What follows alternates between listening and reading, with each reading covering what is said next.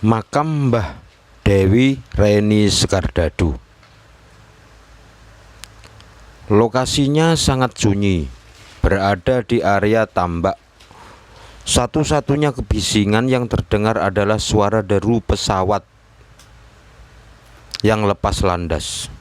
Tepatnya di Desa Gebang, Cemandi, Sedati, Sidoarjo. Kenyataan bahwa cerita sejarah tak pernah tunggal, bahwa merupakan hal yang lumrah. Tapi bagaimana jika seseorang memiliki lokasi makam yang lebih dari satu, termasuk makam Dewi Sekardadu, ibundanya Sunan Giri? Beberapa versi menyebutkan ada 3 sampai 7 makam. Di mana-mana di antaranya yang diyakini di Kabupaten Sidoarjo.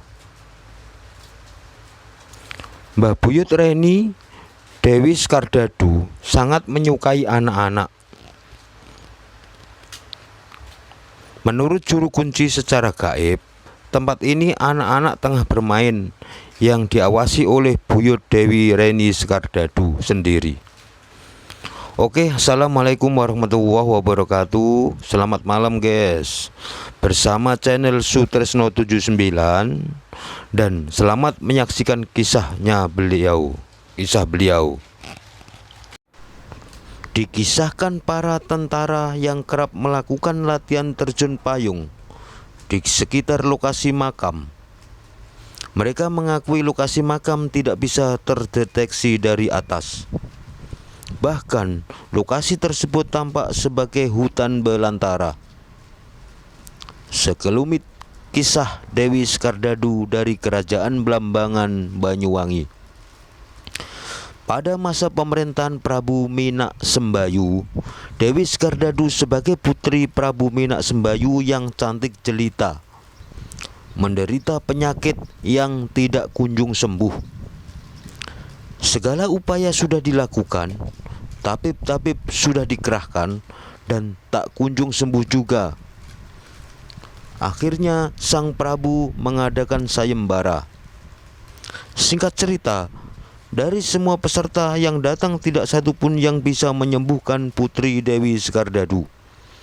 Padahal dari sayembara tersebut, kalau yang menyembuhkan perempuan akan diangkat sebagai saudara, dan kalau laki-laki akan dinikahkan dengan putri Dewi Sekardadu. Kemudian datanglah Maulana Ishaq, putra dari Syekh Jumadil Kubro, ulama asal Samarkand yang telah berdakwah di Pulau Jawa.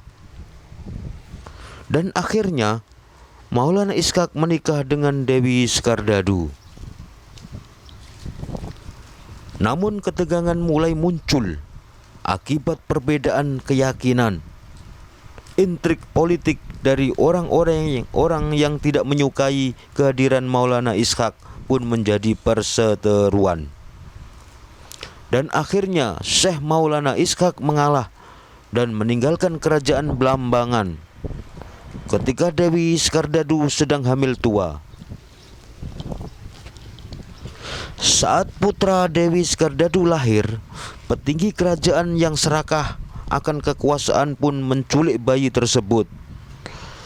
Kemudian bayi tersebut dimasukkan peti dan dihanyutkan ke laut. Saat Dewi mengetahui putranya dihanyutkan ke laut, beliau berupaya mencarinya, dan beliau singgah di daerah Sidoarjo. Kebetulan di Gebang, Cemandi, dan melanjutkan pencarian dalam kurun kurang lebih 21 tahun. Ki Tandur yang merupakan penduduk setempat menunggu kedatangan beliau. Penantian pun tiba dan tubuh beliau terseret ombak arus sampai ke Laut Sidoarjo, kebetulan di dekat Gebang. Dan beliau dimakamkan di wilayah ini.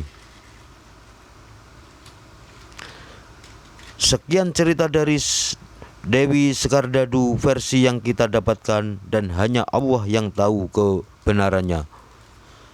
Tugas kita mendoakan beliau-beliau yang banyak berjasa untuk Indonesia yang sampai saat ini kita tempati. Dan pasti ada balasannya berkah untuk kita semua. Amin. Terima kasih.